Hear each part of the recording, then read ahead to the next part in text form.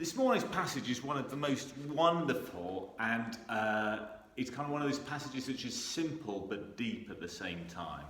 And so what I'm trying to look at today is what Jesus meant when he just said, love one another as I have loved you. You know, it's this obvious, but he says this and then refines it, if you love me, keep my commandments. And why it's slightly more complicated than it might sound is, how do you keep the commandment to love one another? The Old Testament is full of commandments which are relatively easy to know if you have done or not. So I suppose you know if you have eaten food of a certain kind or not. You know if you've committed adultery or not. But how do you know if you've loved one another? It's not quite as easy. And you can think about it in your own life. You might have some things you just do every day. You might teach your kids, you've got to brush your teeth every morning. You've got to get up by 7:30. I don't know, whatever the heck they are. You know there are certain rules by which you live. But this one's interesting in that it is love one another. And then it's such an interesting passage. It repeats a lot of the same bits of language. So this is following on from last week when we talked about Jesus as the true vine. And so I did some word counts to look at it, believe it or not. I've actually looked at the Greek, looked at the word counts. Scholarship, this. And some words that come up quite a lot, like fruit, comes up 8 times. After looking at my notes here, love comes up 9 times. But the word which comes up the most, abide. Greek word is menein, which means wait, remain, abide, hold steadfast, last. It's the bit with fruit that will last. That is menein. Comes up 10 times, more than everything else is. So it's all about abide in my love, wait in my love. What does it mean? And how is doing a commandment waiting in love? And in this sort of mystery, I've been actually inspired a bit by my dog, Harlow. We've got a dog. And one of the things she's really good at is just sort of, okay, she likes to run, but when she gets home, she's lying in the sun. And she's just lying there. Or if you're watching telly, she just kind of lies there next to you. She's just kind of happy where she is. She's not trying to achieve anything. She's not trying to do anything. She's just there, abiding away, and is sort of very happy with it.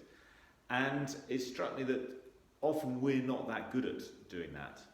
And one of the reasons we're not is we tend to... part of a culture which has targets, if you're in business, you might have a sales target. Even in church, you have to have a target for how many kind of people come to your services. You have targets for how to be happy. You've got to achieve certain things.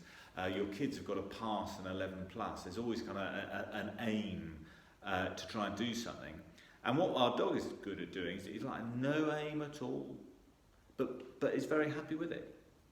So part of what I want to say is abiding is just this underrated thing, but Jesus tells us to do it, so we've got to take it seriously.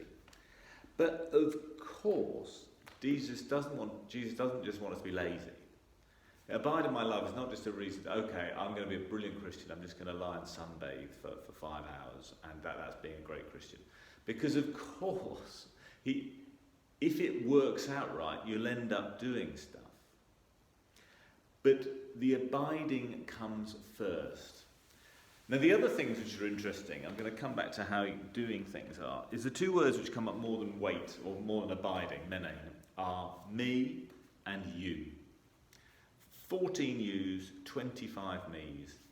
And this is because Jesus is trying to set everything in the context of the relationship that he's got with the Father, and how he's imparting that Spirit on to us, or to the disciples and then to us, so that it kind of flows naturally all the way through, and it's this ongoing relationship. And abide in that love. And what will happen if you abide in that love is all sorts of things follow. So I'm now going to give a different example, but take parenting a small child. If you want to be a good parent for a small child, there's a sense in which you have to follow like 1 billion injunctions. So there are a series of tasks which you have to complete. So the first thing you do, you have to get up yourself, you have to get them up. You have to give them breakfast. You have to wipe the table down after breakfast. Then you have to get them dressed. Then you have to get them to their school uniform on. Then you've got to get them to find their shoes. Then you've got to take them to school. Then you get home. You've got to put the wash on. And it just goes on and on and on. And if you like, it is, a series of tasks. You could go, 99 tasks every day, and that makes you a good parent. But I think what you could also say is, no, that's a stupid way of doing it. Love your children. And if you love them, you will do all the other things. You will do all the other things which follow on from that. So rather than focus on the 99 different injunctions that make you a good parent, no, just love your children, and the rest should follow. And some of the time it does. But unless you are a miracle parent, or you are super nanny, or something like that, you've also got to recognise that sometimes you don't feel like it. And when you don't feel like it, when it's not just naturally pouring, I must get up at 6 in the morning to help my child make breakfast or something like that, then you've got to fall back on some of the rules. So I've got to get them in school uniform. And sometimes you lean on that because we're human and we can't live up to it. But the primary way in which it happens is in this context of relationship. Now, I've taken, a parent relationship, but it could be 1,000 relationships. It could be, how you work as a good work colleague, how you're a good child in turn to your parents. It could be about how you're a good friend. What do friends do? And on the one hand, they're friends, they call each other, they check up on well, but they just got to love each other. And Jesus' thing is just love each other. Abide in that love. And that's it. You abide in the love. Nothing kind of happens. You don't achieve anything. There's no degree you get because you got a higher national diploma in loving someone. It's meaningless. There is no such thing as achievement. The only thing is to live in love.